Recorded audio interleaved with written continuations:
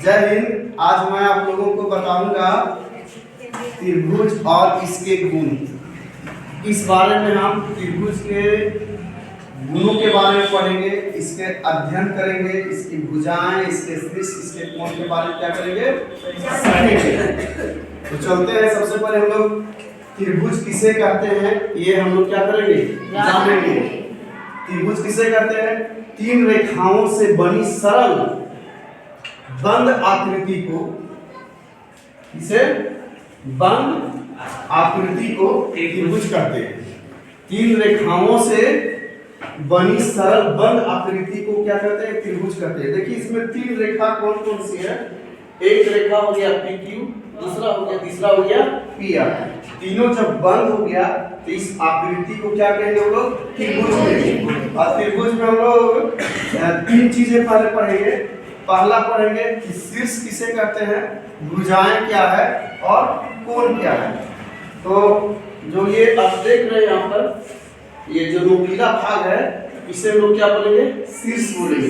जो नोकीला भाग है उसे क्या कहेंगे? शीर्ष। यानी P बिंदु, एक यहाँ शीर्ष हो गया, एक यहाँ और एक यहाँ। शीर्ष कितने हो गए?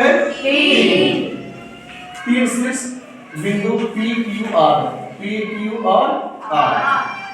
तीन भुजाएं, PQ भुजा हो गया, QR भी भुजा हो गया, और PR का भी भुजा हो गया, या RP भी बोल सकते हैं। यहाँ से यहाँ भी बोल सकते हैं, या यहाँ से यहाँ भी बोल सकते हैं।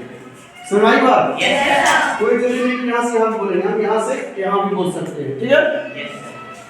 तो कितनी भुजाएं हो गई? तीन। और जब उस भुजा को हम अंकित करना चाहेंगे तो दोनों बिंदुओं को लिखेंगे PQ और उसके ऊपर एक भुजा का निशान है। समझ गए? क्या चीज का निशान है? भुजा। तो PQ भुजा, QR भुजा, PR भुजा। तो एक त्रिभुज में कितनी भुजा होती है? तीन कोण। आप देखते हैं कि कोण किसे कहते हैं? तो दो रेखाएं जब किसी बिंदु पर मिलती है तो उनकी जो बीच की जो दूरी होती है उसे कोण कहते हैं। तो यहाँ पर देखिए ये दोनों भुजाएं मिली या दोनों रेखाएं मिली, तो यहाँ पर क्या बना? कोण। एक कोण यहाँ पर बन गया, एक कोण यहाँ पर बन गया। त्रिभुज में कितनी कोण बनता है? और इसको नाम देना रहेगा तो कैसे नाम देंगे? हम कोण का चिन्ह देंगे इस तरह से, और फिर इस कोण का नाम देना रहेगा तो यहाँ से चलेंगे PQR, या यहाँ से चल सकते हैं RQP। तो इस कोण का नाम होगा। और जिस कोण का नाम देना होगा उसको कहाँ रखेंगे? बीच में। Q का नाम देना है, देखिए बीच में है। R का नाम देना है, बीच में है। P का नाम देना है, बीच में। बाकी दोनों बिंदु किनारे किनारे है। ठीक है? कोण का चिन्ह आप जानते कैसे होता है सो।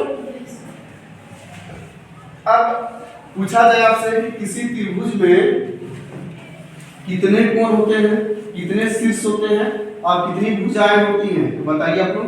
तीन भुजाएं होती हैं। अब हम आगे चलेंगे, इस त्रिभुज के बारे में पढ़ेंगे। कोणों के आधार पर त्रिभुज के प्रकार, कोण के आधार पर त्रिभुजों के प्रकार। फिर इसके बाद पढ़ेंगे भुजाओं के आधार पर त्रिभुजों के प्रकार। तो कोण के आधार पर तीन भागों में बांटा जाता है। पहला है न्यून कोण त्रिभुज। न्यून कोण त्रिभुज किसे कहते हैं? त्रिभुज का सभी कोण 90 डिग्री से कम। त्रिभुज में तीन कोण होता है और तीनों कोण 90 डिग्री से कम होगा तो वह क्या हो जाएगा? न्यून कोण। समझ गए बात? दूसरा है समकोण त्रिभुज। समकोण त्रिभुज में आप देखिएगा कि एक कोण सिर्फ 90 डिग्री का होना चाहिए। जिस त्रिभुज का एक कोण 90 डिग्री हो वह क्या कहलाएगा? समकोण। और अब हम इसके आगे पढ़ेंगे जो तीसरा और अंतिम है, वो है अधिकोण त्रिभुज। अधिकोण त्रिभुज के बारे में हम आगे पढ़ते हैं। ठीक है? अब हम आगे पढ़ेंगे अधिकोण त्रिभुज के बारे में। कौन सा त्रिभुज के बारे में पढ़ेंगे? अधिकोण त्रिभुज किसे कहते हैं? तो आप देख रहे हैं कि वैसे त्रिभुज जिसका एक कोण का माप 90 डिग्री से क्या हो, इसे अधिकोण त्रिभुज कहते हैं, है ना? Yes sir. तो अभी फिर फिगर छापा गया है। आपसे हम पूछेंगे कि इसे न्यून कोण त्रिभुज क्यों कहते हैं? कौन बताएंगे? आप बताइएगा क्यों कहते हैं, बताइए। इनको त्रिभुज क्यों कहते हैं? 90 डिग्री से कम है। जिस त्रिभुज का तीनों कोण, जिस त्रिभुज का तीनों कोण 90 डिग्री से कम होता है उसे नीलकोण त्रिभुज कहते हैं। और इसे समकोण क्यों कहेंगे? समकोण त्रिभुज क्योंकि 90 डिग्री बताइए कि इसका एक कोण 90 डिग्री है ना? और अधिक कोण त्रिभुज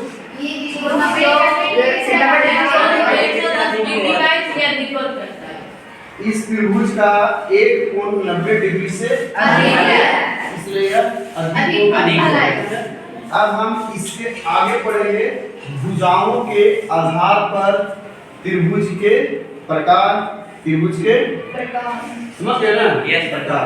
चलिए हम अब आगे पढ़ते हैं इसके बाद क्या चीज। अब हम भुजाओं के आधार पर त्रिभुजों के प्रकार क्या करेंगे? पढ़ेंगे। भुजाओं के आधार पर त्रिभुज के 3 भेद होते हैं और कोणों के आधार पर त्रिभुज के 3 भेद होते हैं। हम यहाँ पर भुजाओं के आधार पर, भुजा मतलब जानते हैं क्या होता है? बाम। क्या होता है? बाम। जैसे इसमें देखिए भुजा, ये भुजा, ये भुजा। अब जान रहे हैं कि किसी भी त्रिभुज में कितनी भुजाएं होती हैं? 3 भुजाएं होती हैं। कोण कितना होता है? कोण 3 और शीर्ष कितना होता है? 3। तो यहाँ पर हम भुजा के आधार पर पढ़ेंगे। इसके पहले पढ़े थे क्या?